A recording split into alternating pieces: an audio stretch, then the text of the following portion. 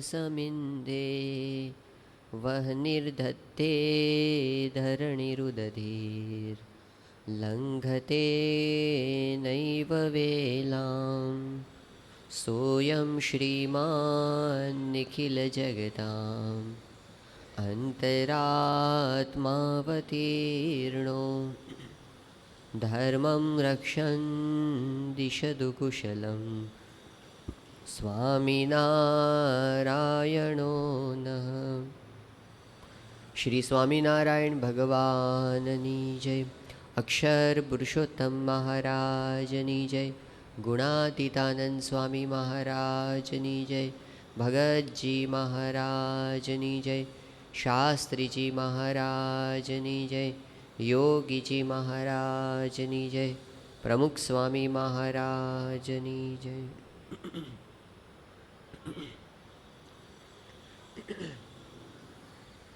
જે પ્રગતિથી શાંતિ વધે એ પ્રગતિ સાચી પ્રગતિ છે.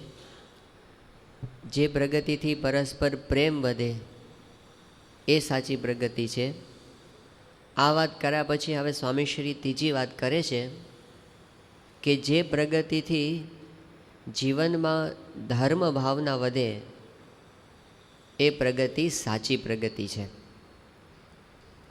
ધર્મ એ શબ્દનો અર્થ ભગવાન સ્વામિનારાયણે કર્યો છે. ધર્મ એટલે સદાચાર. ઘણી વખત ધર્મ શબ્દનો અર્થ સંપ્રદાય માટે થાય છે કે હિન્દુ ધર્મ, જૈન ધર્મ, બૌદ્ધ ધર્મ અથવા તો સ્વામિનારાયણ ધર્મ. આવી રીતે ધર્મ શબ્દનો અર્થ જગતમાં સંપ્રદાયના અર્થમાં પણ થાય છે. પણ અહીં આગળ જે શાસ્ત્રીય અર્થ છે ધર્મ શબ્દનો એ છે આચરણ. જો આપણા આચરણની શુદ્ધિ હોય તો આપણે આપણા જીવનમાં પ્રગતિ કરી કહેવાય. અને જો ન હોય તો પછી એ પ્રગતિ આપણને કોઈ દિવસ સુખદાયક થતી નથી. મહાભારતની અંદર મહર્ષિ વેદવ્યાસે પોતે બહુ સુંદર વાત કરી છે. એ કહે છે કે ઉર્ધ્વ બાહુર વિરોમ્યેશ ન ચ કશ્ચિત શૃણોતિ મેં. વ્યાસજી કહે છે કે હું બે હાથ ઊંચા કરીને બૂમો પાડું છું પણ મને કોઈ સાંભળતું નથી. એવું વ્યાસજી કહે છે. ઉર્ધ્વ બાહુર વિરોમ્યેશ ન ચ કશ્ચિત શૃણોતિ મેં. હું બે હાથ ઊંચા રાખીને બૂમ પાડું છું, મને કોઈ સાંભળતું નથી. તો એ બૂમ શું પાડે છે? એ બૂમ પાડે છે ધર્માદ અર્થશ્ચ કામશ્ચ સ કિમર્થમ ન સેવ્યતે. એ કહે છે કે ધર્મને લીધે અર્થ અને કામની પ્રાપ્તિ થાય છે, એ ધર્મનું સેવન કરવામાં કેમ નથી આવતું? જે ચાર પુરુષાર્થ છે ને, ધર્મ, અર્થ, કામ અને મોક્ષ, આ ચાર પ્રાપ્ય વસ્તુઓ જીવનમાં ગણવામાં આવી. એમાં અર્થ એટલે આપણે જે પૈસા કમાઈએ છીએ, સંપત્તિ, અને કામ એટલે જેટલા કંઈ વિષયો આપણે જીવન દરમિયાન ભોગવીએ છીએ બધા. વ્યાસજી કહે છે કે જો તમારે અર્થ અને કામનું પણ સુખ લેવું હશે, એ લૌકિક સુખ છે, એ ભગવાનનું સુખ નથી, એ તો જગતનું સુખ છે. પણ તમારે એ સુખ લેવું હશે ને તો પણ ધર્મ એટલે કે આચરણ શુદ્ધિ જોશે. જો તમે એને છોડી દેશો તો તમે કદાચ અર્થ અને કામ પ્રાપ્ત કરશો તો પણ એનું સુખ તમે ભોગવી શકશો નહીં. ધર્માદ અર્થશ્ચ કામશ્ચ સ કિમર્થમ ન સેવ્યતે. જૂનાગઢના સંતો જ્યારે ગામડે વિચરણ કરીને પાછા આવ્યા એ વખતે ગુણાતીતાનંદ સ્વામી પાસે એ સંતોએ વાત કરી કે સ્વામી, અમે ગામડે ફરવા માટે ગયા હતા તો હરિભક્તો અમને એવું પૂછતા હતા કે સ્વામી આ વખતે વરસાદ પડશે કે નહીં પડે, એવું અમને પૂછતા હતા. તો અમારે એમને જવાબ શું આપવો? તો ગુણાતીતાનંદ સ્વામી કહે કે હરિભક્તોને જવાબ આપજો કે જો શિક્ષાપત્રી પ્રમાણે તમે વર્તશો તો વરસાદ નહીં પડે ને તોય સુખી થશો, અને જો શિક્ષાપત્રી પ્રમાણે નહીં વર્તો તો વરસાદ પડશે ને તોય દુઃખી થશો. તમારે તો મૂળ સુખી જ થવું છે ને. સુખી થવું હોય તો આ સિદ્ધાંત છે. ભગવાન સ્વામિનારાયણે વચનામૃતમાં ત્યાં સુધી કીધું કે જો તમે આશરો દ્રઢ રાખશો ભગવાનનો અને જો તમે ભગવાનના કહેલા નિયમો પાળશો તો મહારાજ કે 7 દકાળી જેવું દુઃખ આવી પડશે ને તો પણ અમે રક્ષાના કરનારા બેઠા છીએ. 7 દકાળી, 7 દકાળી એટલે ઉપરા ઉપર 7 વર્ષ પાણીનું ટીપું જ ન પડે એવો દુકાળ પડશે ને તો પણ અમે તમારી રક્ષા કરનારા બેઠા છીએ. અને જો તમે વ્રત ટેક લોપશો તો ભોગવશો સૌ તણું. પણ જો એની અંદર તમે કંઈ ગરબડ કરી તો પછી અમે તમારા જામીન રહેતા નથી, તો અમારે કંઈ લેવા દેવા નથી. એટલે ધર્મ એ રક્ષા કવચ છે. ધર્મ એ ભગવાનની સાથેનો આપણો સંબંધ જોડી રાખવાનો એક સેતુ છે. ધર્મ છે એ આપણને એક પ્રકારનું ક્લિયર કોન્શિયન્સ આપે છે. No pillow is as soft as clear conscience. Conscience એટલે આપણો અંતરાત્મા. આપણા માટે સારામાં સારું ઓશિકું કયું છે તો કે છે no pillow is as soft as clear conscience. આપણો અંતરાત્મા શુદ્ધ હોય, આપણા અંતરમાં કોઈ પણ પ્રકારનો ડંખ ન હોય, એ પ્રકારનું આપણો અંતરાત્મા હોય ને એનાથી સોફ્ટ, એનાથી પોચું કોઈ ઓશિકું નથી. એટલે કે તો આપણને ઊંઘ આવે. આતતાઈને ઊંઘ ના આવે એવું શાસ્ત્રમાં કીધું છે. આતતાઈ એટલે જે અધર્મનું કામ કરીને જે આવ્યો હોય ને એને અંતરમાં અશાંતિ રહેવાની જ. એ ભલે કદાચ બહુ મોટા બંગલામાં રહેતો હોય, અનિતિથી પેદા કરેલું ધન એને કોઈ દિવસ સુખ શાંતિ આપવાનું નથી. પ્રમુખ સાંઈ મહારાજ પોતે આ વાત કરે છે. સ્વામી કે અનિતિથી પ્રાપ્ત કરેલું હશે ને ધન, એ માણસ રાતે ફફડતો હોય, એ ફફડતો હોય, એને એટલા દુશ્મનો ઊભા થયા હોય, એને એવા ખોટા કામ કર્યા હોય, અંદરથી એને બીક હોય, એને શાંતિનો અનુભવ હોય નહીં. અને આપણને દુનિયાનો ઇતિહાસ કહે છે કે જે લોકો આમ ખોટું કામ કરીને શોર્ટકટ પકડીને કદાચ આગળ આવી ગયા હોય પણ છેલ્લે એનો અંતિમ કાળ તો બહુ જ ખરાબ છે. મોહમ્મદ ગઝનવીનો અંતિમ કાળ અત્યંત ખરાબ છે. દુર્યોધનનો અંતકાળ છે એ પણ દારૂણ છે. ઔરંગઝેબનો અંતિમ કાળ છે એ પણ ભયંકર છે. એ બધું એને ભોગવવું જ પડે છે. આ દેહમાં ભોગવે, કદાચ આ દેહમાં ન ભોગવે તો આવતા જન્મે ભોગવે, પણ એમાંથી ક્યારેય છૂટી શકાતું નથી. એટલે ધર્મનો ક્યારેય લોપ કરવો નહીં, એ ભગવાન સ્વામિનારાયણનો પાયાનો સિદ્ધાંત છે. શ્રીજી મહારાજે તો એવું કીધું કે તમે ભક્તિ કરો ને એ પણ ધર્મ વગરની ભક્તિ ન કરવી. ધર્મ વગરની ભક્તિ એટલે શું? તો ભક્તિ કરવા માટે કંઈક અધર્મનું કામ કરે, કે ભગવાનને આમ શું કહેવાય દાન કરવા માટે એ પોતે ચોરીનું કામ કરે. તો મહારાજ કહે કે સ્તેન કર્મન કર્તવ્યમ ધર્માર્થમપી કેનચિત. કેટલી વખત ધર્મના નામે, ભક્તિના નામે અધર્મનું પોષણ થતું હોય. કેવી રીતે? તો આ હમણાં જન્માષ્ટમી ગઈ, તો જે અમથું કોઈ દિવસ જુગાર ન રમતા હોય ને કે આજે રમાય જુગાર. ધર્મના, ભક્તિના નામે અધર્મનું પોષણ થાય. કે અમથા કોઈક નિર્વ્યસની હોય એ કે ના હવે તો શિવરાત્રિના દિવસે તો ભાંગ પીવાય, એમાં વાંધો નહીં, કારણ કે શિવજીએ પીધી હતી એટલે આપણે પીવામાં વાંધો નહીં. ભાઈ શિવજીએ તો ઝેર પણ પીધું હતું અને પછી ભાંગ પીધી હતી. ઝેર પીવો પહેલાં અને પછી તમે જીવો તો ભાંગ પીવાની છૂટ છે, જાઓ. આપણે એના જેવું તો કરી શકવાના નથી. મહારાજે શિક્ષાપત્રીમાં કીધું કે પૂર્વે કોઈક મહાપુરુષ થયા હોય અને એના જીવનમાં કંઈક અધર્મના આચરણ જેવું લાગતું હોય તો પણ એની કોપી ન કરવી. એની કોપી ન કરવી. એમ આપણે સમજવું કે મહાપુરુષ છે, એણે કોઈક નિમિત્તથી આવું આચરણ કદાચ કર્યું હશે, પણ આપણે એના જેવું કરવાની જરૂર નહીં. જેમ શ્રી કૃષ્ણ ભગવાને પોતે રાસલીલા કરી તો એક મહાત્માએ એની કોપી ચાલુ કરી દિલ્હીની અંદર, કે આપણે બધા ગોપીઓ સાથે રાસ ક્રીડા કરીએ. પછી કોઈક ડાયા માણસે એને કીધું કે બધા માણસ, શ્રી કૃષ્ણ ભગવાને ખાલી રાસલીલા નહોતી કરી, એણે તો કાલીએ દમન પણ કર્યું હતું. તું સાપોલિયું તો પકડ હાથમાં. એ કે ના એની રીતે ને આપણે આપણી રીતે જેટલું થાય એટલું કરીએ. હવે આવી રીતે જે ભગવાન કે આગળ જે મોટા પુરુષ થયા છે એના જીવનમાંથી ઓઠું લઈને પણ જો અધર્મનું આચરણ થતું હોય તો એ પણ અંતે આપણને દુઃખદાયક નીવડે છે. તો કોઈ દિવસ ધર્મના અર્થે પણ અધર્મની અંદર પગલું ભરવું નહીં, ભક્તિના અર્થે પણ કોઈ દિવસ અધર્મની અંદર પગલું ભરવું નહીં. એ જો થયું તો આપણા જીવનમાં પ્રગતિ કે શાંતિનો અનુભવ થવાનો નથી. વ્યક્તિગત જીવનમાં પણ થાય, કૌટુંબિક જીવનમાં પણ ન થાય અને આપણા આધ્યાત્મિક જીવનની અંદર પણ સુખ શાંતિનો અનુભવ થતો નથી. આજે જે સમાજની અંદર આમ બહુ જ વ્યાપકપણે મુક્ત વ્યવહાર ફેલાતો જાય છે અને પશ્ચિમની અસર એ આપણે ત્યાં આવતી જાય છે તો એની બહુ જ ખરાબ અસર કૌટુંબિક જીવન ઉપર થાય છે.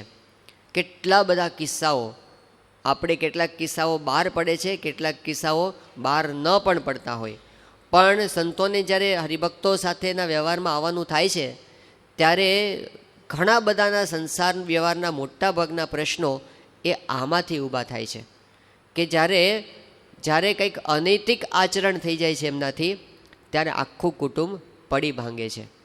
છેલ્લા થોડા સમયની અંદર જ બધા 3-4 યુવકો જે આમ સત્સંગના વાતાવરણમાં ઉછરેલા, પણ એને પરદેશ જવાનું થયું હતું ઓસ્ટ્રેલિયા બાજુ, અને એક જણના છૂટાછેડા 2 મહિનામાં થઈ ગયા, એકના 6 મહિનામાં થઈ ગયા, એકના વરસદાડામાં થઈ ગયા, અને બધાનું કારણ એક સરખું અનૈતિક સંબંધો. આજે વાતાવરણની અંદર જ્યારે લોકોને બસ મુક્ત વ્યવહાર જોઈએ અને પછી એની અંદર કોલેજમાંથી એ પોતે ભણતા ભણતા જ બધી ભૂલો કરી બેસે, પછી એને પાછળથી જે સાંસારિક જીવન જીવવાનું છે એમાં એકબીજાનો વિશ્વાસ રહેતો નથી, અને એટલા બધા પ્રશ્નો થાય છે. હમણાં આ 1.5-2 મહિના પહેલાંનો જ એક પ્રસંગ છે કે બહુ જ હોશિયાર યુવક, બહુ જ સારી નોકરી એને મળી અને લાખો રૂપિયાનો પગાર કમાતો હતો, પણ બસ લગ્નના 1.5 વર્ષ થયું અને આ જ કારણે એટલા બધા ઝઘડા, એટલી બધી અશાંતિ. એ છોકરાએ પોતે 6ઠ્ઠા માળેથી કૂદીને આત્મહત્યા કરી. યુવાન છોકરો, સારું કમાતો છોકરો, એના બાપનો એકનો એક દીકરો, પણ અંતે એ આમાં પરિણામ આવીને ઊભું રહ્યું. એટલે આપણા શાસ્ત્રો કંઈ આપણને દુઃખી કરવા માટે આ નિયમો નથી આપતા, એમને આપણને સુખી કરવા છે. આ નિયમ ધર્મ આપણને ઘણીવાર બંધન જેવું લાગે છે, પણ એ બંધન એ આપણી રક્ષા કવચ છે. એની અંદર જો આપણે જાણપણું ન રાખીએ અને મોકળાશ મૂકી દઈએ બધી, કે મને જ્યાં ગમે ત્યાં હરું છું ફરું છું, મને શું પૂછો છો કે હું શું કરું છું, તો દુઃખી થવાના. એટલે એ મર્યાદા, એ રક્ષા કવચની બહાર ક્યારેય પગ મૂકવો નહીં. ગુણાતીતાન સ્વામી કહે છે કે ભગવાન સ્વામિનારાયણે જેમ અંબરીશ રાજાની રક્ષામાં શ્રી કૃષ્ણ ભગવાને એક સુદર્શન ચક્ર મૂક્યું હતું, એમ ભગવાન સ્વામિનારાયણે આપણી રક્ષામાં 212 સુદર્શન ચક્રો મૂકેલા છે. એ સુદર્શન ચક્ર આપણી રક્ષા માટે છે. જો આપણે એમાંથી ભૂલચૂક કરીએ તો આપણી રક્ષા જતી રહે. સીતાજીની રક્ષા માટે લક્ષ્મણજીએ એને રેખા દોરી આપી હતી, એને કંઈ બાંધવા માટે નહીં. એવું નહોતા કહેવા માગતા કે તમે આઘા પાછા ન થાવ એટલે હું તમને બાંધી દઉં છું. ના, એ તો સીતાજીની રક્ષા માટે એમણે રેખા દોરી આપી હતી, પણ સીતાજીએ જાણપણું એટલી બાબતમાં ન રાખ્યું અને એમનું પરિણામ એ ખરાબ આવ્યું. પરિણામે એમના જીવનની અંદર કષ્ટ આવ્યું. તો શ્રીજી મહારાજે પ્રથમના 34મા વચનામૃતમાં આના ઉપર ખાસ ભાર મૂક્યો છે. એમણે કીધું કે ભગવાનનો જે ભક્ત છે એના ઉપર કાળ, કર્મ કે માયા કોઈનો હુકમ નથી, એને કોઈ દુઃખી કરી શકે એમ નથી. પણ જો એ પોતે નિયમ ધર્મનો લોપ કરે તો પછી ભક્ત હોય તો પણ એના જીવનમાં દુઃખ આવે. ભગવાનની આજ્ઞાનો લોપ કરે તો અવશ્યપણે એના જીવનમાં દુઃખ આવે. મહારાજે મધ્યના 51મા વચનામૃતમાં એવી વાત કરી કે સત્પુરુષની આજ્ઞા પ્રમાણે રહે છે એ જ રૂડા દેશકાળમાં રહ્યો છે, અને સત્પુરુષની આજ્ઞાથી બહાર પડ્યો એ જ એને ભૂંડા દેશકાળદિકનો યોગ થયો. માટે સત્પુરુષની આજ્ઞા એનો ક્યારેય ભંગ કરવો નહીં, એને દ્રઢતાપૂર્વક પકડી રાખવી. હવે આપણે ત્યાં ભગવાન અને સંત એવા દયાળુ છે, એ કંઈ બહુ અઘરી આજ્ઞાઓ આપણને કરતા નથી. એ આપણને એવું તો નથી જ કહેતા કે તમે બધું છોડીને જંગલમાં જતા રહો. એ આપણને બહુ જ કઠણ તપ વ્રત કરવાના આદેશ પણ આપતા નથી. એ તો ખાલી કેટલીક મર્યાદાઓ આપણને સમજાવે છે કે આટલું જોવું ને આટલું ન જોવું, આટલું ખાવું ને આટલું ન ખાવું, આટલું સાંભળવું ને આટલું ન સાંભળવું.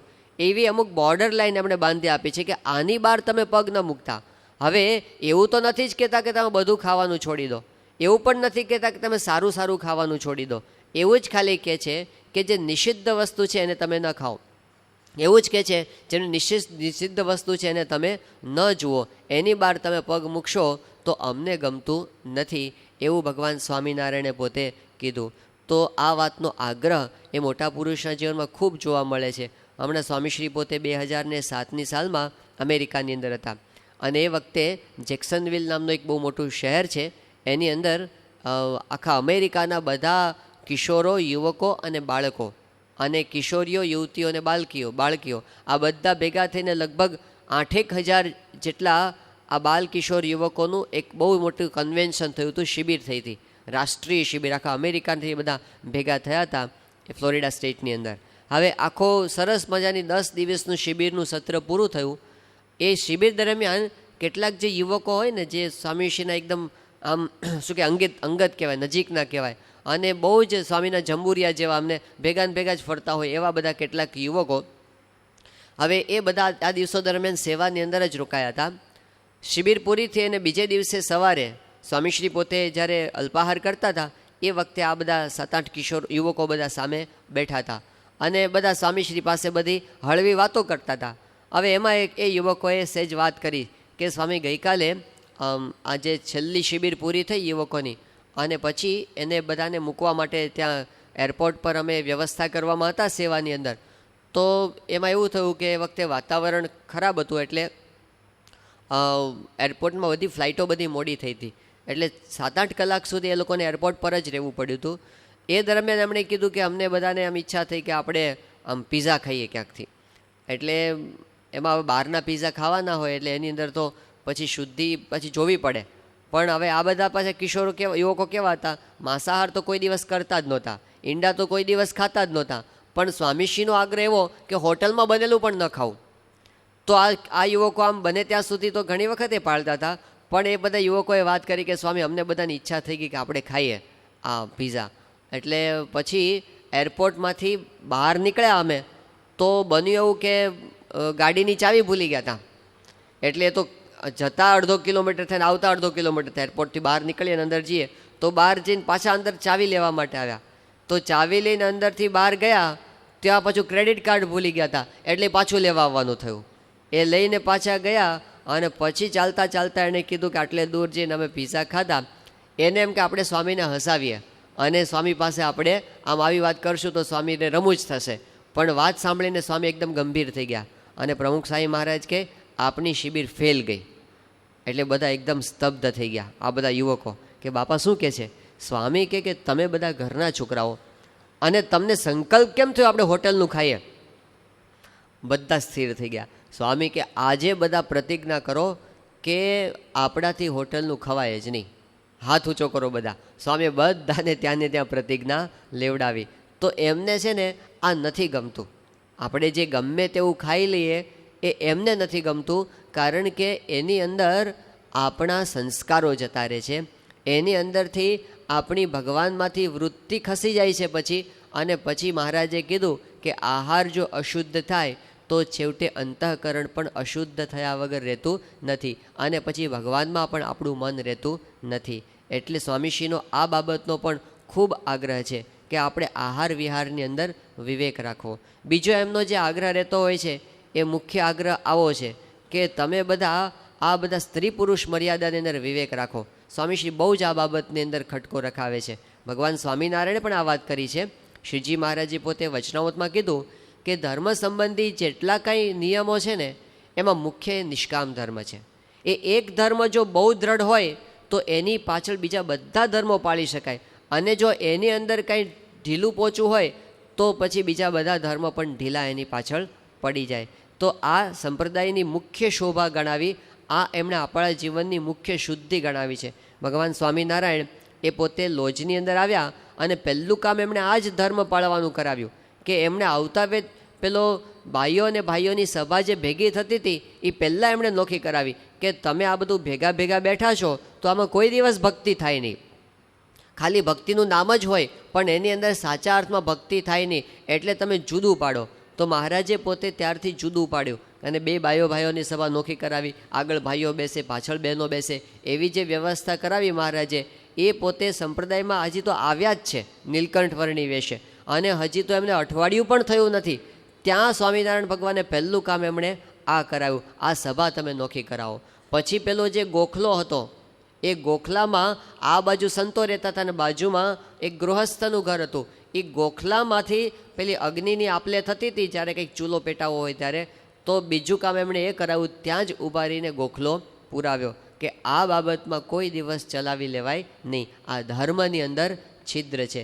તો એમણે એક રૂડો સંપ્રદાય સ્થાપ્યો, એમણે આ એક શોભા સ્થાપી કે જો આ હશે તો પાછળ બધું જ ટકશે, અને જો એમાં તમે થોડી ઘણી ભૂલ કરી તો પછી ભગવાન રાજી થશે નહીં. તો બીજો એમનો આગ્રહ આ છે કે જે ગ્રહસ્થને ગૃહસ્થના નિયમો આપ્યા, ત્યાગીને ત્યાગીના નિયમો આપ્યા, ગૃહસ્થને એવા નિયમો આપ્યા કે એક નારી સદા બ્રહ્મચારી, અને એ સિવાય બધી જ સ્ત્રીઓ પ્રત્યે માતા, બેન અને દીકરીના જેવો વ્યવહાર રાખવો. અને મહારાજે તો બહુ જ આગળ વધીને આપણને વાત કરી છે. આવા ભગવાન સિવાય આપણને આવી હિતની વાત કોઈ કરી શકે નહીં, કોઈ જ ન કરે આવા હિતની વાત, કારણ કે સંસાર આખો એક દિશામાં પ્રવાહ છે એનો.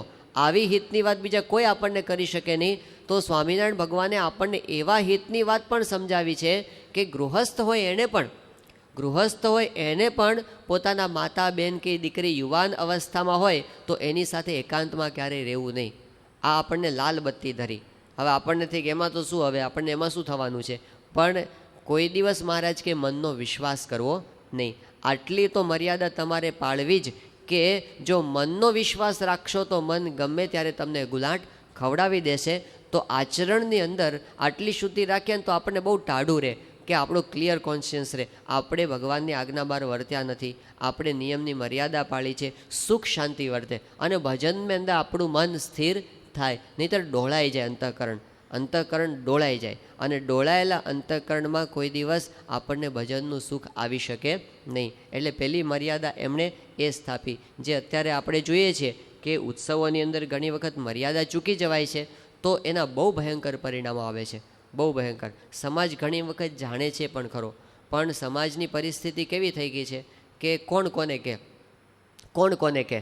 બધા જ્યારે એક જ વાહનમાં બેસી ગયા હોય ત્યારે પછી કોઈની હિંમત નથી ચાલતી.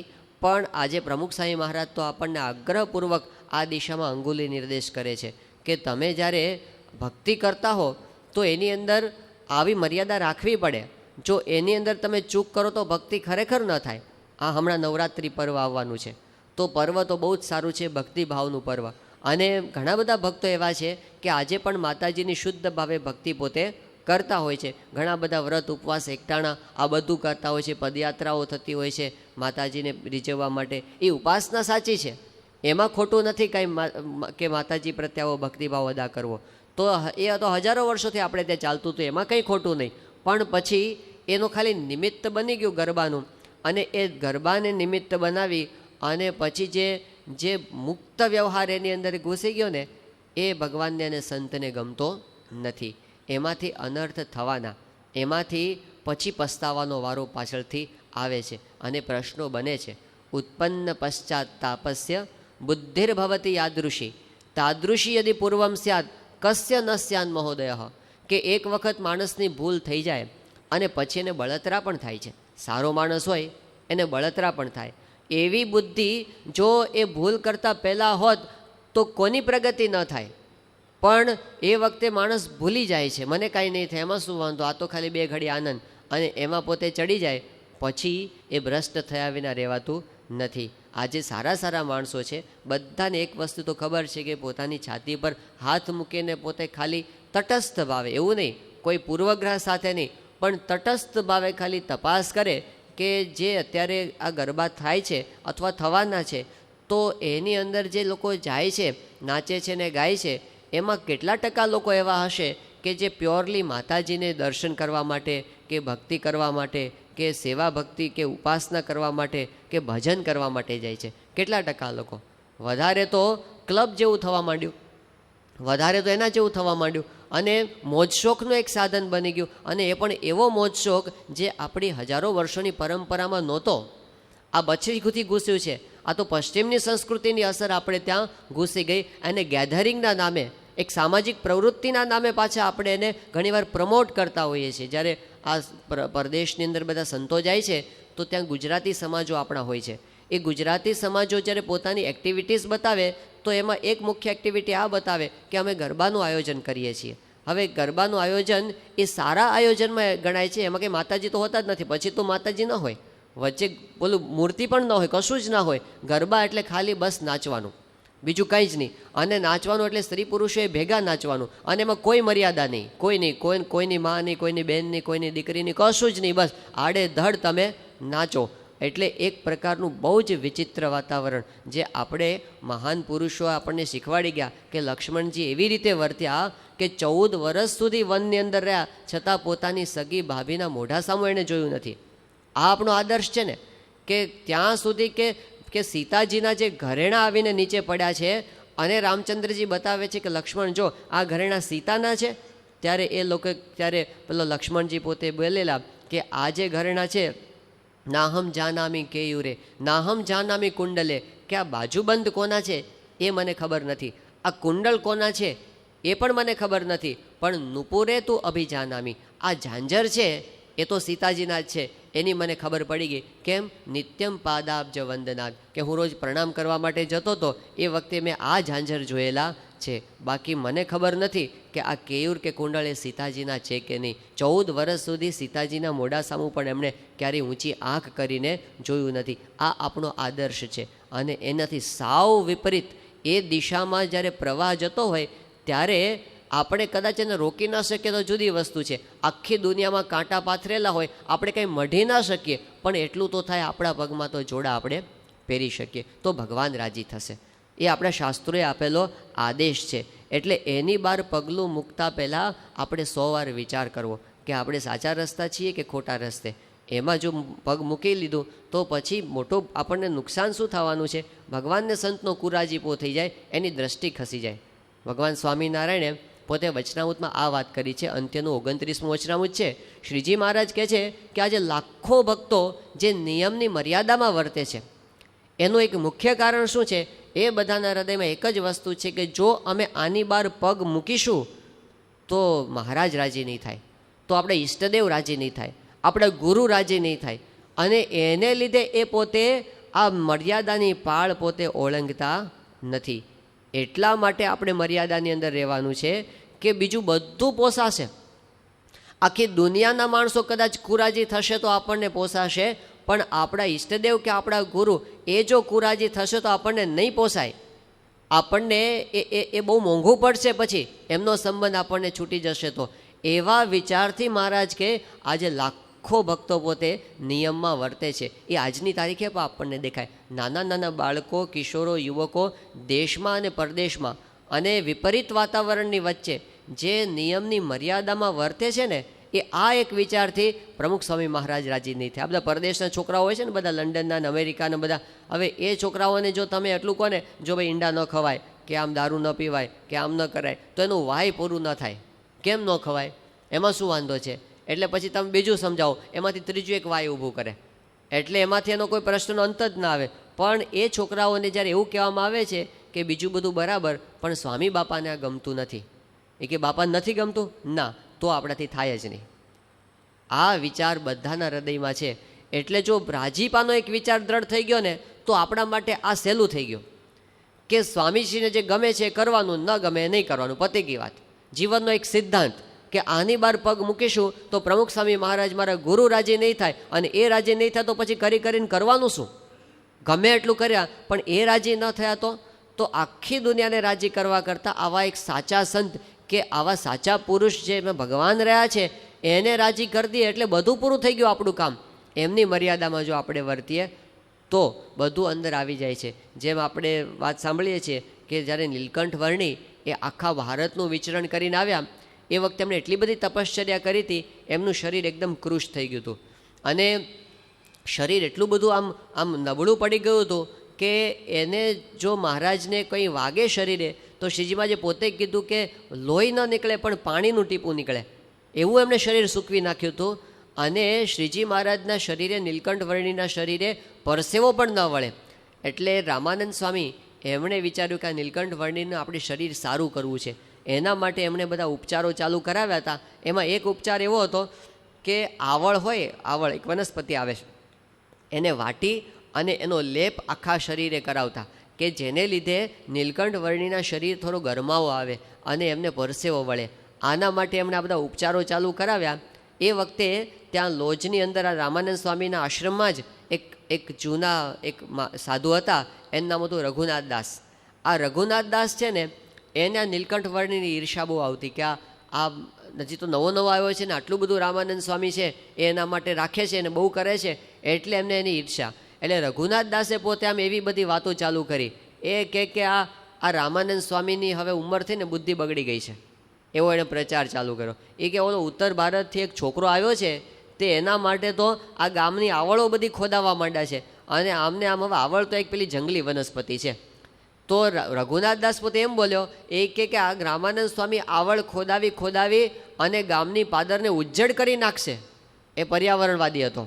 એટલે એને વિચાર એવો આવ્યો કે અરે આવળ ખરાશ થઈ જશે તો ગામનું થશે શું? આવો વિચાર એમને આવ્યો. કોઈ કે રામાનંદ સ્વામી પાસે વાત કરી કે સ્વામી આ રઘુનાથદાસ આવી વાત કરે છે. એ વખતે રામાનંદ સ્વામી હસવા માંડ્યા. એ કે રઘુનાથદાસને ક્યાં ખબર છે કે આ નીલકંઠ વર્ણી કોણ પુરુષ છે? આ નીલકંઠ વર્ણી એ તો એવા પુરુષ છે કે એના માટે આ એક ગામની આવળ તો શું, કદાચ આખા બ્રહ્માંડના જીવને વાટીને એનો લેપ કરીએ ને તોય ઓછું છે. આવા પુરુષ ક્યાં છે? આ ભગવાન અને સંત એના માટે કદાચ આપણે બધું છોડી દેવું પડે, આખી દુનિયાના લોકોને કુરાજી કરવા પડે, ભલે થાય. આવા પુરુષ રાજી થયા તો બધું એની પાછળ આવી ગયું. આ એક વિચારથી આપણા ભક્તો, આપણા સંતો, આપણા યુવકો, આપણા બાળકો, આપણા કિશોરો, મહિલાઓ, કિશોરીઓ, બાલિકાઓ, આ આખો સત્સંગ સમાજ એ મર્યાદાની પાળ ઓળંગતો નથી. ગાંધીનગરની અંદર એક અર્પણ વ્યાસ કરીને એક બાળક 9મા ધોરણની અંદર ભણે, સ્કૂલની અંદર જાય. હવે ભણવામાં તો હોશિયાર હતો જ, સાથે સાથે સત્સંગમાંથી બધી ટેલેન્ટ શીખેલો. એટલે પ્રવચન કરે, ગાય, નૃત્ય કરે, આવી બધી કળાઓ એ બાળમંડળમાંથી સારી શીખ્યો હતો. એના ટીચરને ખબર કે આ બાળક છે હોશિયાર, ટેલેન્ટેડ. હવે એના સ્કૂલમાં એન્યુઅલ ડે આવતો હતો. એટલે એની જે ટીચર હતી એણે અર્પણને કીધું કે અર્પણ તારે છે ને આ ડાન્સમાં ભાગ લેવાનો છે. આને બહુ ઈચ્છા ન બતાવી, પણ પેલી બહુ એના ટીચર આગ્રહ રાખ્યો કે ના તારે ભાગ લેવાનો જ છે. એટલે ટીચરે કીધું એટલે એને રહેવું પડે. બીજે દિવસે પ્રેક્ટિસ માટે બોલાવવામાં આવ્યો. અને જ્યારે પ્રેક્ટિસમાં ગયો ત્યારે એને ખબર પડી કે આમાં તો છોકરાઓ અને છોકરીઓ બધાએ ભેગો નૃત્ય કરવાનું છે. અને એણે વિચાર કર્યો આ તો આવું તો આપણાથી થાય જ નહીં, સ્વામી બાપાને ગમતું જ નથી. પણ હવે ટીચરે આપણને કીધું છે તો ના પણ કેવી રીતે પાડવી? એ બહુ જ મૂંઝાયો. ઘરે જઈને એને પ્રાર્થના કરી ભગવાનને, બાપાને પ્રાર્થના કરી, સ્વામી કંઈક રસ્તો બતાવો. અને એણે એટલી બધી પ્રાર્થના કરી, એને સૂજી આવ્યું. બાળક છે નાનો, હજી તો 13 વર્ષનો. પણ સવારના પોરમાં એને સ્કૂલે જતાં પહેલાં શું કર્યું, ઉઠી રસોડામાં જઈ એક વાટકામાં હળદર પલાળી અને હળદર પોતાના પગે લગાડી દીધી આમ. અને પછી જાય સ્કૂલે તો લંગડાતો ચાલે. એની ટીચરે જોયું. એ કે અર્પણ શું થયું છે તને? એ કે કાલે હું ઘરે જોતો હતો ને, સાયકલ ઉપરથી પડી ગયો, પગ મચડાઈ ગયો છે, મારાથી ચલાતું નથી. એ કે એમ? તો તું નૃત્યમાં કેવી રીતે ભાગ લઈશ? એ કે હા, મને એ જ પ્રશ્ન છે કે હવે હું કંઈ નૃત્યમાં ભાગ લઈ શકીશ નહીં. સારું, વાંધો નહીં, તું ના ભાગ લેતો. અને અર્પણ પોતે આમ નીકળી ગયો એમાંથી. હવે લોકો નાચવા માટે રૂપિયા આપતા હોય છે, સામેથી પૈસા આપીને નાચવા જતા હોય છે. આ બાળક પોતે એ કેટલી હદ સુધીને એને દ્રઢતા થઈ ગઈ છે, હજી નાનો છે. મારા ગુરુ જેમ ને ગમે ને એ મારે કરવાનું, ન ગમે તે નહીં કરવાનું. હમણાં બે 4 મહિના પહેલાં જ બહુ એક સંનિષ્ઠ કિશોર અક્ષર, એ પોતે હમણાં એનો એકદમ પોતે ધામમાં ગયો. પણ એ અક્ષર એ જ્યારે 8 વર્ષનો હતો, ના 12 વર્ષનો હતો, એ વખતે સ્વામીશ્રી પોતે ત્યાં ગયા હતા. એમના ઘરે રહેવાનું હતું વેસ્ટચેસ્ટરની અંદર.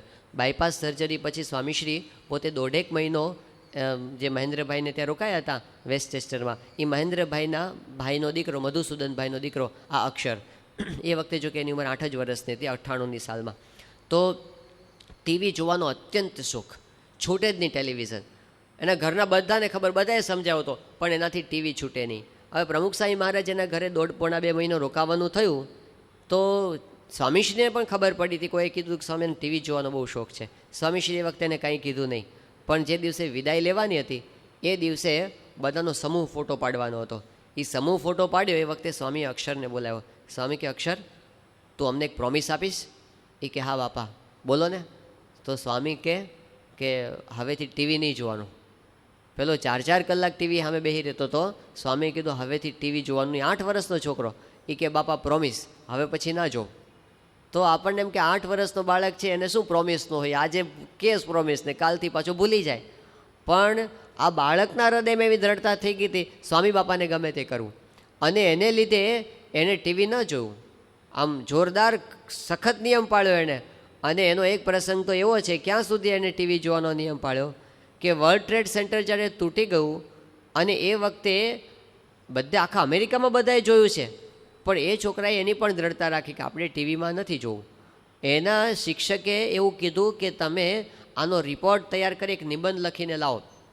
ટેલિવિઝનમાં જે ન્યૂઝ આવે છે એના આધારે રિપોર્ટ તૈયાર કરીને લાવો. તો આને તો નિયમ હતો કે ટીવી જોવાય નહીં.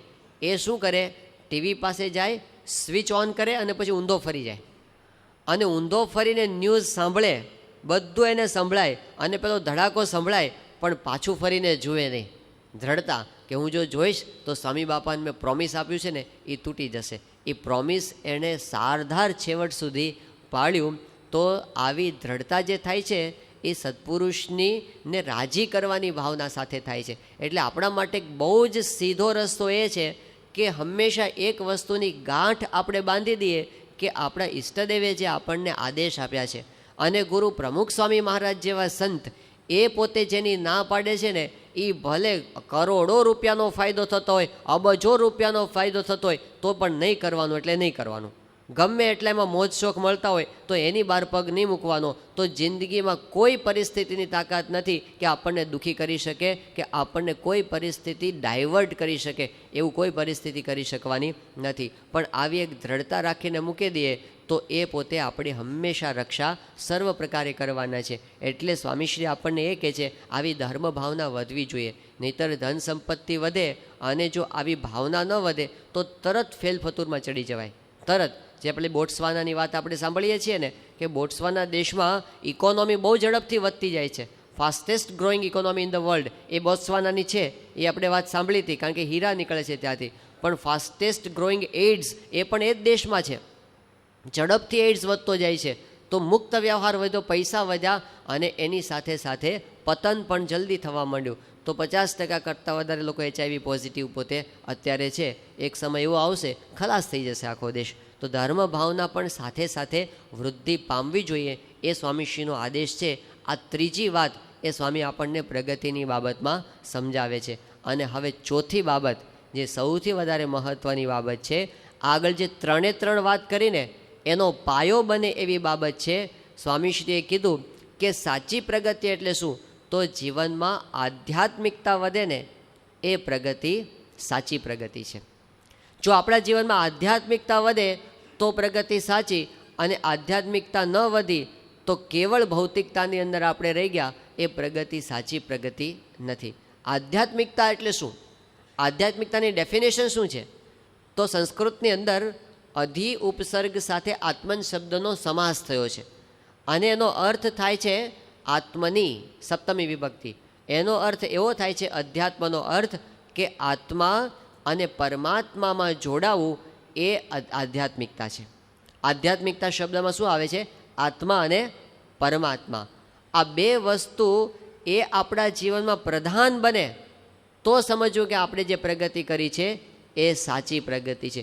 દિવસે દિવસે આપણે આત્મા પરમાત્મા તરફ આગળ વધીએ છીએ કે દેહભાવ તરફ આગળ વધીએ છીએ, એ આપણી કસોટી છે આધ્યાત્મિકતાની અંદર. આ આધ્યાત્મિકતા એક સમજણ ઉપર ઊભી છે. આધ્યાત્મિકતા એક જ્ઞાન દ્રષ્ટિ ઉપર ઊભી છે. એમાં કરવાનું છે એના કરતાં સમજવાનું વધારે છે.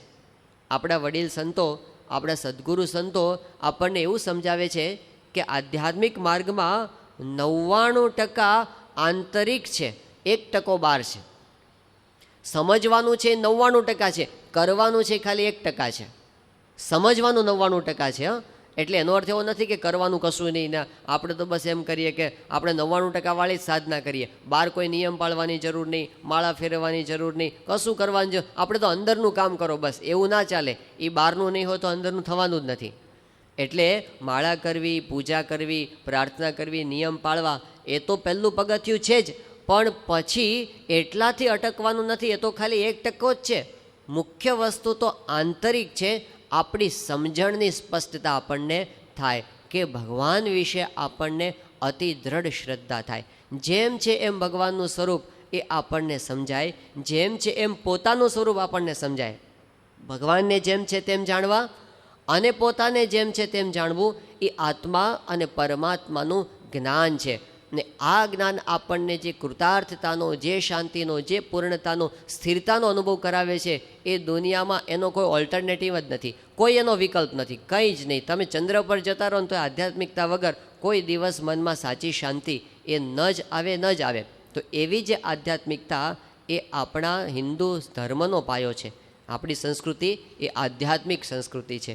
આપણો ધર્મ એ આધ્યાત્મિક ધર્મ છે, જેની અંદર આવી પાયાની સમજણ અને મહત્ત્વ આપવામાં આવ્યું છે. સ્વામિનારાયણ ભગવાને વચનામૃત ગરડા પ્રથમ 27માં એવી વાત કરી કે ભગવાન ભજવાની સર્વને ઈચ્છા છે, પણ સમજણમાં ફેર રહે છે. એ સમજણની સ્પષ્ટતા જો થાય તો મહારાજ કે એ ભક્તને કેટલો મોટો લાભ થાય, તો એના હૃદયમાં અખંડ ભગવાન નિવાસ કરીને રહે. જો સમજણની સ્પષ્ટતા થાય તો અખંડ ભગવાન આપણી અંદર નિવાસ કરીને રહે, એવી સ્થિતિ, એવો લાભ આપણને પ્રાપ્ત થાય છે. તો એવી સમજણની અંદર હવે આપણે પ્રવેશ કરીએ છીએ. તો એ સમજણના પગથિયા કયા છે, એના માટેના સ્ટેપ્સ જે ભગવાન સ્વામિનારાયણે બતાવ્યા છે, એ 3 પગથિયા છે. પહેલું પગથિયું છે વિચાર, બીજું પગથિયું છે વિશ્વાસ, અને ત્રીજું પગથિયું છે વિચાર. પહેલું છે વિચાર, બીજું વિશ્વાસ, અને ત્રીજું ફરીથી વિચાર. આ શું છે, આપણે જેમ જેમ અંદર આગળ જઈશું એમ આપણને ખબર પડશે.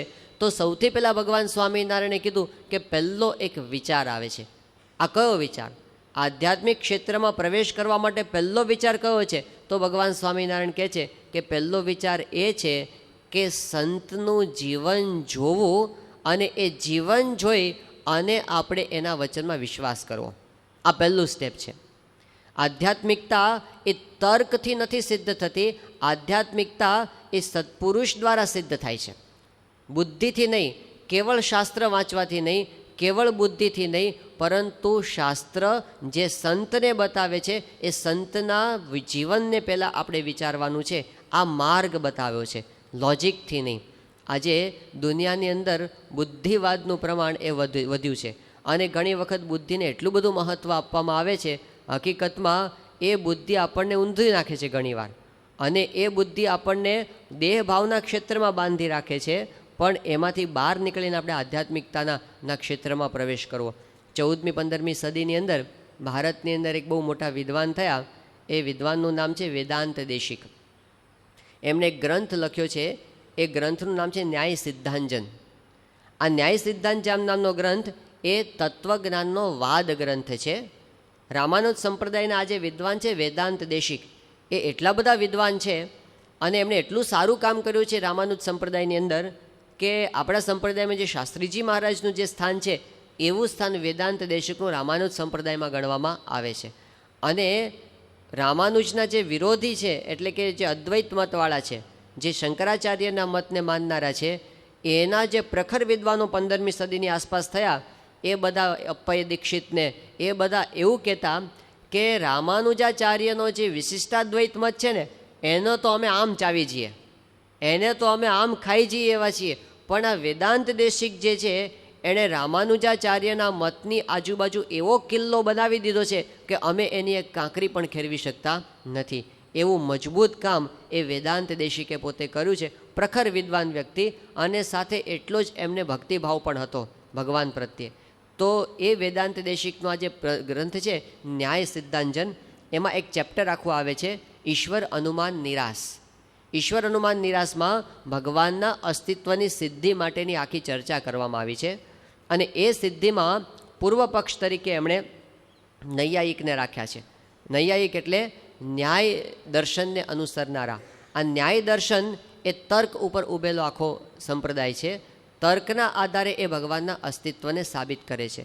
તો એમાં એણે સાબિતી માટેનો જે આકાર બાંધ્યો છે એ કયો છે? તો એ કહે છે ન્યાય સંપ્રદાયવાળા કે ભગવાન છે એ છે, એની સાબિતી છે એ તર્કથી અમે આપીએ છીએ.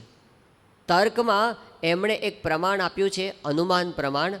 અને અનુમાન પ્રમાણનો આકાર એમણે એવો બાંધ્યો છે કે જ્યાં જ્યાં તમને કાર્ય દેખાય ત્યાં ત્યાં એનું કારણ હોય જ. આ દુનિયામાં જ્યાં જ્યાં કાર્ય છે ત્યાં ત્યાં એનું કારણ છે. આ દુનિયામાં એક પણ કાર્ય એવું નથી કે એનો કર્તા ન હોય. દુનિયામાં જે કાર્ય હોય એનો કર્તા હોય જ. આ માઇક્રોફોન છે એટલે સમજવાનું કોક તો એનો કર્તા છે જ, એમને મેં માઇક્રોફોન બની જાય નહીં. આ ઘડિયાળ દેખાય છે એટલે સમજવાનું કે દુનિયામાં કોક એનો કર્તા હોવો જ જોઈએ, એમને આ ઘડિયાળ બની જાય નહીં. તો એમણે અનુમાનનો આકાર એવો બાંધ્યો કે ક્ષિતિ અંકુરાદિકમ સકર્તૃકમ કાર્યત્વાત. આ દુનિયાની અંદર મેં જેટલા ઘડા જોયા છે એ બધા ઘડાનો બનાવનારો એક કુંભાર તો છે જ. એક પણ ઘડો એવો નથી કે જેનો બનાવનાર કુંભાર ન હોય. આ એણે પોતાનું ઓબ્ઝર્વેશન મૂક્યું અને પછી એ નૈયાયિક પોતે એની સાબિતી આપે છે કે જેવી રીતે દરેક ઘડા હોય તો એનો કોઈ કરનારો હોય જ, તો આપણું આ શરીર છે એ કાંઈ એમને એમ ન બની જાય, એનો કોઈક કરતા હોવો જ જોઈએ. આ જે ઝાડ પાન વગેરે આપણને જે સૃષ્ટિ દેખાય છે એનો કોઈક કરતા હોવો જ જોઈએ, એનો બનાવનારો. આ પૃથ્વી આટલી સરસ છે એનો કોઈક રચયિતા હોવો જ જોઈએ. આખું જે સૂર્યમંડળ છે એનો કોઈક બનાવનારો હોવો જ જોઈએ. આપણી નિહારિકાનો કોઈક બનાવનાર હોવો જ જોઈએ. એ વિના એમને કાંઈ જગતમાં બની જતું નથી. કાર્ય હોય ત્યાં કાર્યનો કરતા હોય જ. અને આ વાત આપણને સમજાય એવી છે. સાવ સાધારણમાં સાધારણ વસ્તુ હોય તો એ કરતા વિના તો એ કંઈ બનતી નથી. આપણે એક સાવ સાધારણ પેલી પેન હોય, 2 રૂપિયાની પેન, પેલી ઇંક ભરીને આપણે અત્યારે વિદ્યાર્થીઓ બધા વાપરે છે, અત્યારે બધા છોકરાઓ એ પેન વધારે વાપરે છે, 2 રૂપિયાવાળી પેન. હવે એ તો સાવ સાદી રચના છે, આમ જો તેમાં કોમ્પ્લિકેટેડ કશું છે જ નહીં. પણ તોય એ એમને બનાવી હોય તો કેવી રીતે બને? જે કેટલાક લોકો કહે છે ને કે દુનિયા એમને બની ગઈ, દુનિયાનો કોઈ બનાવનાર નથી અને એક્સિડેન્ટલી બની ગઈ, તો આ કેવી રીતે બને? આ પેન જેવી વસ્તુ બનાવી હોય તોય ન બને. આપણે બધા સાથે મળીને ટ્રાય કરીએ કે હાલો આપણે એક પેન બનાવી છે, પણ કોઈ બનાવનાર ન હોવો જોઈએ. તો શેનાથી બનાવવાની? એ કે બસ આ બધા કુદરતી બધા બળ છે ને, બધા નેચરલ ફોર્સિસ, એનાથી બનાવવાની. એટલે કે આ પવન છે, કે પછી આ વરસાદ છે, કે પછી આમ ધરતીકંપ છે, કે જ્વાળામુખી છે, કે પછી પૂર છે, આવા બધા કુદરતી પ્રવાહોથી આપણે એક પેન બનાવવાની. તો કેવી રીતે બને? એ કે બની જાય, આપણે બનાવીએ. પહેલાં તો રો મટીરિયલ શોધવું પડશે. આ રો મટીરિયલ શું છે? એ કે પ્લાસ્ટિક છે. હાલો પ્લાસ્ટિક ક્યાંથી લાવશું? કે પ્લાસ્ટિક તો પેટ્રોલિયમમાંથી બને. તો પેટ્રોલિયમને આપણે લાવીએ, કેવી રીતે લાવવાનું? એ કે બસ એકવાર એક જ્વાળામુખી ફાટ્યો અને પૃથ્વીના પેટાળમાં બધે ખબર નહીં કેટલા ફૂટ ઊંડે હશે, આમ 15-20 કિલોમીટર ઊંડે, ત્યાંથી પેલું પેટ્રોલિયમ હતું ને એ બધું બહાર આવી ગયું. એકદમ પેટ્રોલિયમ બહાર આવી ગયું. અને બહાર આવી ગયું, હવેની પ્રોસેસ થવી જોઈએ. એ કે થઈ ગઈ, એટલી બધી ગરમી હતી ને કે એમાં પ્રોસેસ થઈને એમાંથી પ્લાસ્ટિકનું ગચ્ચિયું બની ગયું. હવે ધારો કે આપણે માની લઈએ પ્લાસ્ટિકનું ગચ્ચિયું બની ગયું, પણ હવે એમાંથી તો પેલો શેપ બનાવવાનો છે પેનનો. એ કેવી રીતે બનાવશું? એક વાવાઝોડું એવું ભારે આવ્યું ને આખું ગચ્ચિયું ઉડ્યું, અને ઉડ્યું ને તો એક પેલો પથ્થર હતો, એ પથ્થર એવો થઈ ગયો હતો કે એમાં એક આમ હોલ પડેલું હતું, ગમે તે રીતે હોલ પડી ગયો હશે, અને પેલું પથ્થરનું ગચ્ચિયું સાથે એટલા બધા જોરથી પેલું પ્લાસ્ટિક અથડાયું ને કે આ બાજુ નીકળ્યું ને તેમાંથી એક પેન બની ગઈ. હા, હમણાં મનાતું નથી, પણ પરાણ આપણે બેસાડીએ કે ધારો કે એવી એક પેન બની ગઈ. હજી તો એની અંદર ઇંક પૂરવાની બાકી છે, હજી એનો પોઈન્ટ બનાવવાનો બાકી છે. અને આ કોઈ બનાવનાર ન હોય ને એમને બનાવવાનું છે. કોઈ એનો રચયિતા ન હોય અને એમને બનાવવાનું છે. તો એક પેન બનાવવામાં પણ આપણે હાંફી ગયા. આવી રીતે તો આપણું જે શરીર, આપણું જે લીવર, આપણી જે કિડની, આપણું જે બ્રેઇન, આપણું જે હાર્ટ, આનું કોઈ બનાવનાર જ ન હોય, એમને બની જાય. એ કેવી રીતે માની શકાય? એટલે પહેલાં જે રોજર પેનરોઝ નામના વૈજ્ઞાનિક છે, ઇંગ્લેન્ડના, પોતે આંકડાશાસ્ત્રી થયા, એમણે પોતે ગણતરી કરી છે કે આખી દુનિયા એક્સિડેન્ટલી બની ગઈ હોય એની પ્રોબેબિલિટી કેટલી. જે ગણિત ભણ્યા છે બધાને ખ્યાલ છે, સંભાવના આવે છે ગણિતમાં, પ્રોબેબિલિટી, કે ભાઈ વરસાદ પડશે એની સંભાવના કેટલી? એ કે બસ 20% શક્યતા છે, તો પ્રોબેબિલિટી 0.2 કહેવાય. સંભાવના 0.2 જેટલી પ્રોબેબિલિટી કહેવાય આ વરસાદ પડવાની. તો એણે પ્રોબેબિલિટી ગણી કે આખી જે સૃષ્ટિમાં એને સજીવ સૃષ્ટિ તો ગણી જ નથી, આ પૃથ્વી છે, જળ છે, આ બધા પ્રકાશ છે, સૂર્ય છે, આ બધું એમનેમ બની જાય, આમ બિગ બેંગ થઈને ધડાકો થઈને બધું આમનેમ આવું ગોઠવાઈ જાય, એની સંભાવના કેટલી? તો એની સંભાવના એને ગણી કે 1 × 10⁻60. 0.0000 કેટલા કરવાના? 59 કરવાના, અને પછી એકડો કરવાનો. આટલી પ્રોબેબિલિટી છે કે કોઈ બનાવનાર ન હોય ને આ પૃથ્વી એમને બની જાય. પછી બીજા 2 વૈજ્ઞાનિકો એની ઉપર આવ્યા. એણે કીધું કે આ તો ખાલી જળ સૃષ્ટિ બની, હજી તો સજીવ સૃષ્ટિ બનાવવાની તો બાકી છે. આ સજીવ સૃષ્ટિમાં સૌથી પહેલાં શું બનાવવું પડે? એ કે એક કોષ તો બનાવવો પડે ને, પછી બધું બને ને. ધારો કે ડાર્વિનની થિયરીને તમે હાવ સાચી માની લો તો એક કોષ તો બનાવવો પડશે ને. એક કોષ બનાવવા માટે હજી એની અંદર પહેલાં પહેલું શું જોઈએ? એ કે ડીએનએ જોઈએ. ડીએનએ ન બને ત્યાં સુધી કાંઈ બને નહીં. હવે ડીએનએમાં શું છે કે ડીએનએમાં બધા એમિનો એસિડ્સ છે, બધા એના પ્રોટીન્સ છે. એ પ્રોટીન કે ધારો કે બધા જ સૃષ્ટિમાં હાજર હોય, સૃષ્ટિમાં ઓલરેડી બનેલા પડ્યા હોય, પણ એની પેટર્ન એટલી વિશિષ્ટ છે કે જે રીતે એ એમિનો એસિડ ગોઠવાયા છે ડીએનએમાં, એવી રીતે એની મેળે ગોઠવાઈ જાય, કોઈ ગોઠવનાર ન હોય અને એની મેળે ગોઠવાઈ જાય, એની પ્રોબેબિલિટી કેટલી? તો એની પ્રોબેબિલિટી ગણી 1 × 10⁻40,000. 0.00000 કેટલા કરવાના? 39,999 મીંડા કરીને પછી એકડો કરવાનો. એટલી શક્યતા છે કે આ ડીએનએમાં જે પેટર્નમાં ગોઠવાય છે એ પેટર્નમાં એમને એમ ગોઠવાય છે બધા એમિનો એસિડ્સ. પછી કહે છે કે આના ઉપરથી એવું લાગે છે કે વધારે અંધશ્રદ્ધાની જરૂર ભગવાનને ન માનવામાં છે. વધારે અંધશ્રદ્ધાની જરૂર ભગવાનને ન માનવામાં છે. આટલું કર્યા પછી પણ જે પકડી જ રાખે કે ના ના ના ભગવાન તો હોય જ નહીં ને આ જગત તો એની મેળે બની ગયું છે ને, તો એની અંધશ્રદ્ધાને ભારે ધન્યવાદ છે, ભારે ધન્યવાદ કે હજી પોતે એમ આટલી ઓછી પ્રોબેબિલિટી. આ તો વૈજ્ઞાનિક ગણે છે અને આ તો ગણિતની ગણતરી છે. એમાં પણ જે આવી પકડી રાખે તો એ કેવી રીતે આપણને માની શકાય? કે પેલા BR દેસાઈ સાહેબ છે મુંબઈના, એ પોતે કહેતા હતા 30 વર્ષથી હું કાનમાં સંશોધન કરું છું છતાં કાનનો પાર હું પામી શક્યો નથી. જો કાનનો પાર ન પામી શકાય તો પછી આપણા શરીરનો ક્યાંથી પામી શકાય? આપણું હાર્ટ, લીવર, કિડની, બ્રેઇન આ બધા એવા છે ને કે એને હજી સુધી વૈજ્ઞાનિકો એક એક અંગના સંપૂર્ણ બધા ફંક્શન છે બધું એને સમજવું જ કઠણ છે. તો પછી એને બનાવવાની વાત એ તો માણસ પોતે વિચારી પણ ક્યાંથી શકે? એ બધું આ સૃષ્ટિનું જે આશ્ચર્ય છે. પેલા એક સર આર્થર એડિંગ્ટન નામના વૈજ્ઞાનિક થયા, એમણે વાત કરી કે અમે આ બધું બ્રહ્માંડની રચનાને બધું ગણીને બધી વાત કરીએ છીએ. આ તો બધું કેવું છે? Only 3% world is known world, 97% world is unknown world. 3% વિશ્વ જ જાણી શકાય છે, 97% તો અમે જાણતા નથી. પછી એણે કીધું કે અમારા પ્રયત્નો કેવા છે કે દરિયાની અંદર એક સ્ટીમર જતી હોય અને સ્ટીમરની અંદર એના પેલા બેઝમેન્ટમાં બટાટાની ગુણો ભરેલી હોય, એમાં એક બટાટું સડી ગયું હોય અને પછી એવું થાય કે સમુદ્રની અંદર પેલો જતો હોય વહાણ, એને લીધે પેલું સમુદ્રના તરંગો આવે અને પેલી સ્ટીમર હલે એટલે બટાટાની ગુણો હલે એટલે પેલું સડેલું બટાટું હલે એટલે પેલી ઈયળ હલે અને હલતા ઈયળ પોતે કેલ્ક્યુલેશન માંડે કે આ દરિયાના પાણીની ઊંડાઈ કેટલી હશે. એ કે અમારા પ્રયત્નો આવા છે, જે અમે બુદ્ધિથી વિચારીએ છીએ ને એ બધા આવા વામણા પ્રયત્નો છે બધા. એટલે બુદ્ધિનું ક્ષેત્ર એ બહુ મર્યાદિત છે. અને આધ્યાત્મિક માર્ગમાં જો આપણે પ્રવેશ કરવો હોય તો આ તર્કથી કશું થઈ શકતું નથી. પણ છતાંય આ તર્ક છે એનાથી ભગવાનના અસ્તિત્વને સાબિત કરવાની એક વાત ચાલે છે. આપણે એ કરતા હતા. આટલું બધું સાંભળ્યા પછી આપણને લાગે કે હાલું ભગવાન તો છે જ, એવું તો આપણને મનાઈ જાય. પણ આપણે વાત કંઈક જુદી કરતા હતા કે વેદાંત દેશિકે આ આખી ચર્ચાને પૂર્વ પક્ષમાં મૂકી. પૂર્વ પક્ષ એટલે સામેનો પક્ષ, કે સામેના પક્ષમાં આ બધી ચર્ચા એમણે મૂકી કે જગતમાં કાર્ય દેખાય છે એટલે એનો કર્તા હોવો જ જોઈએ અને એ કર્તા ભગવાન છે. આ બધી ચર્ચા મૂકી અને પછી વેદાંત દેશિકે એનું ખંડન ચાલુ કર્યું. અને ખંડન ચાલુ કર્યું તે કેટલું? 30 પાના સુધી એનું ખંડન કર્યું. આ એક એક ચર્ચા, એક એક દલીલોનું ખંડન કર્યું અને 30 પાનાના અંતે એ વેદાંત દેશિકે એવું સાબિત કર્યું કે ભગવાન નથી. આ સમજવા જેવી વાત છે. આ બધી ચર્ચાઓ જે આપણે સાંભળીને કે જગતના કરતા હોવા જોઈએ ભગવાન, એનું ખંડન કર્યું એણે 30 પાના સુધી. અને 30 પાનાને અંતે એણે એવું સાબિત કર્યું કે ભગવાન નથી. અને પછી છેલ્લે શું કીધું ખબર છે? એ કે ભલા માણસ, ભગવાનમાં તો અમે માનીએ છીએ, અમે ભક્ત છીએ, પણ અમારે વાંધો ભગવાનને માનવામાં નથી, પણ ભગવાનને માનવાની રીત સાથે અમને વાંધો છે.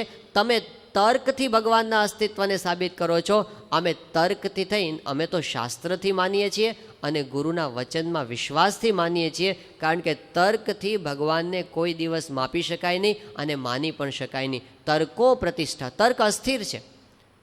મહાભારત કહે છે અચિંત્યાહ ખલુ યે ભાવાહ તાન તર્કેણ સાધયેત, કે જે બુદ્ધિથી પર છે એવી વસ્તુને તર્કથી પામવાની કે તર્કથી સિદ્ધ કરવાની કોશિશ કરવી નહીં. તો ભગવાનને આ તો દલીલ છે, ચર્ચાનો જવાબ ચર્ચાથી થઈ શકે. હમણાં આપણે ચર્ચાઓ કરી આ બધી કે ભગવાન છે માનવું જ પડે. તો એ કોઈક વધારે બુદ્ધિશાળી આવે તો એની ચર્ચા કરે પોતે તો નથી એવું સાબિત કરશે. પાછું એનાથી વધારે બુદ્ધિશાળી આવશે તો થશે એમ સાબિત કરશે. તો એ બુદ્ધિની અંદર ફંગોળાઈને માણસનું માદું મગજ છે ને એ હાવ પેલું છુંદાઈ જાય, કંઈ હાથમાં આવે નહીં. તો જ્યાં સુધી વેગે વહેતા વારીમાં પ્રતિબિંબ ન ભાસે રે, એમ ડગમગે દિલ જ્યાં લગી નવ બ્રહ્મ પ્રકાશે રે. અનુભવી આનંદમાં ગોવિંદ ગાવે રે. જ્યાં સુધી પાણી આમ ખળબળ ખળબળ વહેતું હોય ને ત્યાં સુધી એની અંદર પ્રતિબિંબ દેખાતું નથી. એમ જ્યાં સુધી ડગમગાટ છે, જ્યાં સુધી શંકાઓ છે, જ્યાં સુધી કેવળ બુદ્ધિનો વ્યાપાર છે, ત્યાં સુધી કોઈ દિવસ આધ્યાત્મિક માર્ગમાં એક પણ વસ્તુ આપણા હાથની અંદર આવી શકે નહીં. એટલે ત્યાં આગળ આપણે જે વાત કરતા હતા ને, આધ્યાત્મિકતામાં પગલું પહેલું ભરવાનું છે, તો પહેલાં જ પગલામાં જરૂર પડે છે કે બુદ્ધિને મૂકી અને સાચા સંતને ઓળખવા, એમના વચનમાં વિશ્વાસ કરવો. પછી જે ભગવાનનો નિશ્ચય થશે ને એ અડગ નિશ્ચય થશે. નહીતર થોડીક વાર માટે આપણને ભગવાનનો નિશ્ચય થયો એવું લાગે, થોડીક વાર પછી પાછો નિશ્ચય જતો રહે. કોઈક એવો બુદ્ધિશાળી વધારે આવે અને બે દલીલો કરે, પાછા આપણે ઢીલા પડી જઈએ. થોડીક વારમાં હા પડી જાય ને થોડીક વારમાં ના પડી જાય. જ્યાં સુધી બુદ્ધિનો આધાર છે કેવળ, ત્યાં સુધી આપણો નિશ્ચય સ્થિર થતો નથી. એટલે પહેલાં તો એ જ કરવાનું છે કે આધ્યાત્મિકતાની અંદર આપણે જ્યારે અંદર પ્રવેશ કરવો છે, આ વિષયમાં પ્રવેશ કરવા પહેલાંની ભૂમિકા જ આ છે કે પહેલાં તો આપણે સાચા સંતના જીવનનો વિચાર કરવો જ પડે. પછી આપણે વિશ્વાસ મૂકવાનો, અને વિશ્વાસ મૂક્યા પછી બીજો વિચાર કરવાનો છે. વિચાર, વિશ્વાસ અને વિચાર, આ ત્રણ સ્ટેપ્સ એ આપણને વચનામૃતે બતાવ્યા છે, એ આપણા શાસ્ત્રોએ બતાવ્યા છે. એ વિના કોઈ દિવસ આપણા હાથની અંદર કંઈ ચર્ચા સિવાય કાંઈ આવી શકે નહીં. બુદ્ધિના તર્કથી આની દલીલો કરનારા તો દુનિયામાં ઘણા ફળ્યા છે. Every Indian is a philosopher. દરેક ભારતીય છે ને એ આવા તર્ક, એવી વાતો તો બધા કરે છે, બધી આત્માની વાત કરે, પરમાત્માની વાત કરે, પણ એના જીવનમાં એની પ્રતીતિ ના આવે. ડૉક્ટર રાધાકૃષ્ણન બહુ મહાન તત્વચિંતક કહેવાય. બહુ મહાન પુસ્તકો એમણે લખ્યા. છેક ઓક્સફોર્ડ, હાર્વર્ડ કે કેમ્બ્રિજ સુધી જઈ એમણે પોતે ઉપનિષદ ઉપર પ્રવચનો આપ્યા. એમણે પોતે ભારતીય ફિલોસોફી ઉપર ઘણું બધું લખ્યું અને બોલ્યા. એવા બુદ્ધિશાળી વ્યક્તિ, હવે આપણે ત્યાં તો આત્મા ને પરમાત્માની વાત એ ડગલે ને પગલે આવે. એ બધી રાધાકૃષ્ણને પોતે કરી છે, પણ પોતાના જીવનમાં જ્યારે કંઈક દુઃખદ પ્રસંગ બન્યો કે એના દૌહિત્રનું અવસાન થયું અને એટલા બધા પોતે આઘાત લાગ્યો એને, એ આઘાત પોતે સહન કરી શક્યા નહીં અને પોતે પાગલ જેવા થઈ ગયા. તો આ જ ઉપદેશ એ બીજાને આપી પણ શકાય, આની ચર્ચાઓ પણ થઈ શકે બધી આત્માની અને પરમાત્માની. પણ જ્યાં સુધી સંતના વચનમાં વિશ્વાસ રાખી અને આપણું અંતર ભેદાઈ ન જાય, સાક્ષી ન ભેદાય ને, ત્યાં સુધી આપણું મન સ્થિર થતું નથી. તો એ બાબતમાં વિશ્વાસની જરૂર પડે છે. કે બહુ જ મોટા ઘણા બધા ચિંતકો, આપણે દક્ષિણની અંદર એક બહુ જ પ્રસિદ્ધ ચિંતક થઈ ગયા, એમના પુસ્તકો આજે પણ ઘણા બધા વંચાય છે અને લોકોને એમના વિચારો ગમે પણ છે, પણ એ પોતાના જીવનની અંદર એ શુદ્ધ જીવન જીવી શક્યા નહીં. પછીથી એમના ઘણા બધા, એમના અવસાન પછી બધું બહાર આવ્યું, પણ એમનું જીવન એ શુદ્ધ નહોતું. પોતાના જીવનમાં પોતાના સિદ્ધાંતો એ પોતે અપનાવી શક્યા નહોતા. આવું બનેલું છે મહાન ચિંતકોના જીવનની અંદર પણ. તો ચિંતન કરવું કે વાતો કરવી એ એક બાબત છે, અને પોતાના જીવનનું સમૂળું અંદરથી રૂપાંતર થવું એ સાચી આધ્યાત્મિકતા છે. વાતો કરવી આધ્યાત્મિકતા નથી, પણ એવું જીવન જીવવું અને એવો ભગવાનનો અનુભવ કરવો એ આધ્યાત્મિકતા છે. એના માટે આપણને આ સંતના વચનમાં વિશ્વાસની જરૂર પડે છે. બાકી દુનિયામાં બુદ્ધિશાળીઓ ઓછા નથી. બુદ્ધિશાળીઓ એ દુનિયામાં ખૂબ છે. એ બુદ્ધિશાળીઓ નાસ્તિક પણ છે ને બુદ્ધિશાળીઓ આસ્તિક પણ છે. બે બાજુ છે. બુદ્ધિથી જો નિર્ણય થતો હોત ને તો શું થતું હોત? જો ભગવાન હોય અને એ બુદ્ધિથી જ સિદ્ધ થતા હોત તો શું થાત કે દુનિયામાં બધા જ બુદ્ધિશાળીઓ આસ્તિક હોત અને બધા જ બુદ્ધુ લોકો નાસ્તિક હોત. જો એનાથી ઊંધું, જો ભગવાન ન જ હોત અને બુદ્ધિથી એ સિદ્ધ થતું હોત તો દુનિયામાં બધા બુદ્ધિશાળી નાસ્તિક હોત અને બધા મૂર્ખ લોકો આસ્તિક હોત. હવે એવું દેખાતું જ નથી. બુદ્ધિશાળી જ લોકો આસ્તિક પણ છે, બુદ્ધિશાળી લોકો નાસ્તિક પણ છે. બે બાજુ બુદ્ધિશાળી છે. તો એનો અર્થ એમ થઈ ગયો આ બુદ્ધિનું ક્ષેત્ર છે જ નહીં, આ બુદ્ધિથી પરનું ક્ષેત્ર છે. જે બુદ્ધિનું ક્ષેત્ર છે એમાં બધા એક મત ઉપર આવી જાય છે કે પૃથ્વી ગોળ છે, બરાબર, તો બધા માને કે બરાબર પૃથ્વી ગોળ છે. બધા બુદ્ધિશાળી. આમાં કોઈને એ હિન્દુ હશે, મુસલમાન હશે, ખ્રિસ્તી હશે, એ પોતે યહૂદી હશે, ભારતનો હશે, અમેરિકાનો હશે, બધા પૃથ્વી ગોળ છે એ ઇન્દ્રિય સિદ્ધ સત્ય છે. એમાં કોઈને કાંઈ પ્રશ્ન નથી. કે આપણે જે અત્યારે પૃથ્વી છે સૂર્યની આસપાસ ફરે છે એ બધું આખી દુનિયામાં બધાનો એક મત છે, એમાં કોઈને કાંઈ પ્રશ્ન નથી. પણ જેવા આધ્યાત્મિક ક્ષેત્રમાં પ્રવેશ કરશો, પહેલું સ્ટેપ ભગવાન છે કે નહીં, બે મત પડી જશે. તરત જ બે ચર્ચાઓ નીકળશે. એક કહે છે, એક કહે છે નથી.